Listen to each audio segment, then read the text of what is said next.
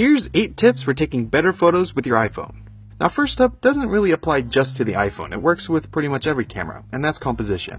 So first up is the rule of thirds. This is one of the more important composition rules, and it's a pretty easy one to implement because your iPhone actually has a tool built right in. So if you go into settings, then you go to the camera, then you turn on grid, and then you go back to the camera app, you'll now see that there's a grid on your screen. So using the rule of thirds is simple. The idea is that instead of putting your subject right in the middle of the frame all the time, which you might do, try moving the subject to one side of the frame or the other.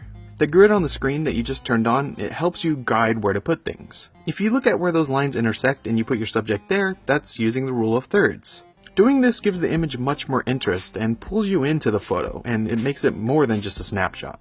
Now another tip is to move around. The iPhone only has one lens, and the digital zoom is horrible, so you shouldn't use that. But instead what you should do is move to your subject. It's very easy to just stand in one place and try to get the picture, but that won't always produce the result you want. So if something's far away, try to move closer, and if it's higher up, try to get higher. This is the easiest way to not only get better photos, but become a better photographer at the same time. It will teach you how to compose your shot. Now, if you've moved already and set up your shot the way you want, but you just can't quite get everything in frame, try using the panorama mode. You don't have to sweep all the way across, but just doing it a little bit to fit everything in frame will make sure that you get the shot you want. Now, besides those basic photography composition tips, there are tools built right into the camera app that let you get the most out of your iPhone. So first off, use HDR. Turning it on auto will make sure that HDR will be used if needed. What this does is allow the really bright spots in a picture, like the sky, and the really dark spots, like shadows, it allows them to have more detail. A normal picture will kind of average everything in the shot into one brightness, but HDR combines multiple exposures, so basically takes multiple pictures and makes them into one image. And that allows you to have much more detail all throughout the picture. So putting it on auto will give you that advantage when you need it. Another tip is tap to focus. So that yellow box that pops up on your screen when you're taking a picture is actually the most powerful tool in the app. This allows you to tap anywhere on the screen and have that part both be in focus and be properly exposed. So for instance, if you have a subject that is really bright and close up, and you want to make sure that it looks good, if you tap on it, that yellow box will appear around it. It will set the focus and expose itself based on where you tap. So now that really bright and close image will be sharp, and it won't be too bright or too dark.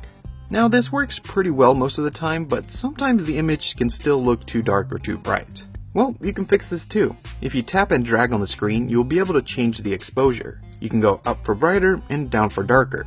And this will let you dial in exactly how bright or how dark you want the image to be. And also with this yellow box, if you have everything set the way you want and you don't want it to change no matter what, if you hold down on it, it will lock itself and make sure that nothing changes. Overall, this feature will give you the most control over everything in your picture and is the most important one to remember when looking to get better photos. Now finally, after all these tips, the last one is to turn off your flash. For about 99% of the time that you want to take a photo, the flash is only going to make it worse. Using the tips mentioned will help you get that nicer, brighter image without using the flash. Now, if it's really dark outside or wherever you are, and that's the only way to get the image, then okay, turn it on. But other than that, try to limit the flash to when you're looking for something you dropped. So those are some tips on how to take better photos with just your iPhone. Following these will help you get the most consistent photos that look great, and it will give you a great starting off point that you can learn and grow from. So let us know down below with a comment if you have any tips for taking better pictures with your iPhone. And if you have a favorite shot that you've taken, be sure to tweet it to us over at MacRumors. We'd love to see them. If you enjoyed this video, be sure to subscribe to see more videos like this, and visit MacRumors.com for the latest Apple news. I want to thank you all so much for watching. I'm Matt Gonzalez with MacRumors, and I'll see you next time.